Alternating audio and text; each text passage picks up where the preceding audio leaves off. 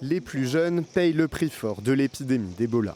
Selon les scientifiques, les enfants représentent un quart des cas détectés et près d'un tiers des décès depuis le début de l'épisode en mai dernier.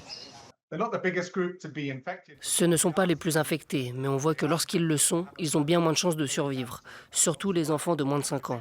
Nous devons donc éviter que les enfants ne soient infectés. Ebola cause également des morts indirectes chez les plus jeunes. Comme le système de santé est concentré sur la lutte contre le virus, des opérations de routine comme la vaccination contre la rougeole ne peuvent avoir lieu. Un problème notamment aggravé par les coupes drastiques du gouvernement américain dans l'aide humanitaire. Selon l'OMS, l'épidémie est loin d'être maîtrisée et s'étend à un rythme jamais vu. L'insécurité, les déplacements de population et la défiance vis-à-vis des soignants favorisent la propagation du virus. Dimanche, une ambulance a été attaquée dans la ville de Bunia, épicentre de l'épidémie.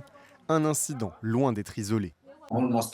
Presque tous les jours, nous faisons face à des réactions négatives des communautés et en effet, nous rencontrons des situations difficiles. Les proches des gens sont malades et meurent.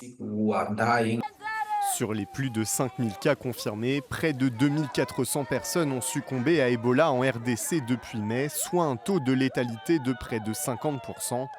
Aucun vaccin ni traitement n'existe contre la souche Bundibugyo à l'origine de la flambée actuelle, bien que des essais cliniques soient en cours.